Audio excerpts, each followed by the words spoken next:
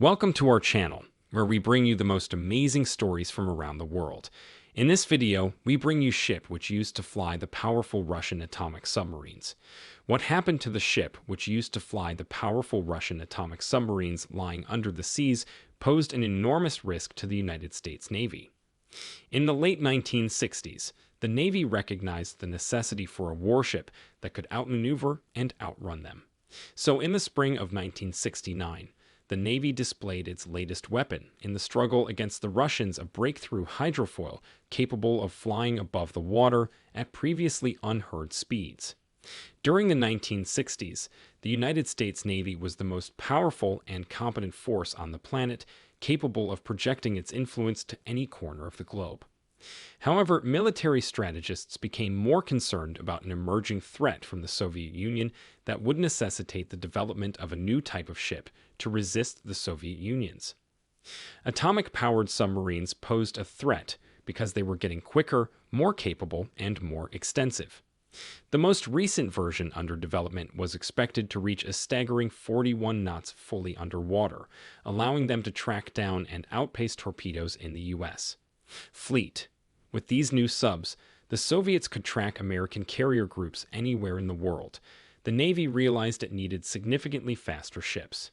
In 1906, an Italian engineer invented the hydrofoil, a boat that could lift itself out of the water using foils or underwater wings to attain extraordinary speeds.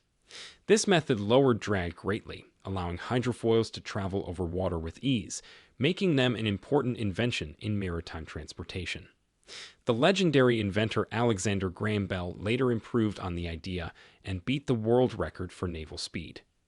Commercial hydrofoils were launched in the following decades, revolutionizing the marine sector.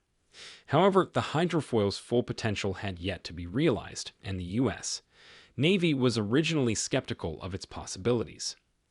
Hydrofoils were primarily utilized in calm seas due to their design, which rendered them sensitive to waves, limiting their utility in stormy seas. The Navy recognized that hydrofoils may be the response to the stronger Soviet submarine threats.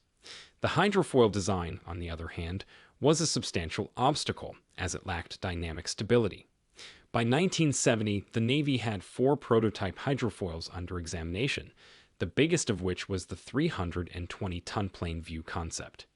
Designs for even larger ships weighing up to 2,500 tons were being developed, and these destroyer escort-sized hydrofoils may potentially be outfitted with helicopters. Before any of these designs could be built, however, each of the Navy's prototype ships was tested to examine alternative foil configurations and propulsion systems. Hydrofoils were high-speed ships designed to cross the wide ocean while enduring heavy storms and other difficult circumstances. Plain View was one of the most spectacular hydrofoils, propelled by a pair of 600 HP diesel engines that led it to travel at extraordinary speeds. When the ship needed to move faster, the crew would lower the foils and engage a pair of 14,000 HP gas turbines similar to those seen in fighter planes. Plain View could fly at over 50 knots with this configuration, and it was meant to be improved with an extra set of jet engines and a supercavitating foil system that allowed it to achieve speeds of up to 90 knots. Plain View's foils were linked to an automated control system that worked similarly to an aircraft's autopilot. Using data from a sonic height sensor accelerometer and set of gyros, this system continuously altered the angle of attack to maintain level flying. The creation of Plain View and other experimental hydrofoils, on the other hand, proved to be a massive problem. The Navy announced Plain View requirements in 1960, and Grumman won the design competition in 1961. The project was handed to Lockheed for construction 2 years later. Because of a series of strikes at Lockheed shipyards, Plain View did not make its maiden high-speed test flight until March 1968. Furthermore, the ship was riddled with flaws that should have been rectified earlier. Plain View was already 3 years behind schedule and over budget by 1969. The Navy opted to take matters into its own hands and accept the incomplete ship in order to try to solve the problems on its own. Plain View was a superior ship after the overhaul, more capable at sea and considerably more dependable. However, some in the Navy had become frustrated with the ship's lengthy development. Despite their numerous advantages, hydrofoils were not widely adopted by the Navy due to a number of major limitations. The complicated foils and twin propulsion systems of hydrofoils rendered them less trustworthy and more maintenance intensive, consuming a larger portion of the Navy's budget. Another issue that hydrofoils faced was their viability in anti-submarine battlefare. By the mid-1970s, the Navy had made substantial headway in tracking and hunting down submarines using planes, which proved to be more successful and cost-efficient than hydrofoils. As a result, the justification for huge ocean-going hydrofoils like plain view no longer appeared to be as strong.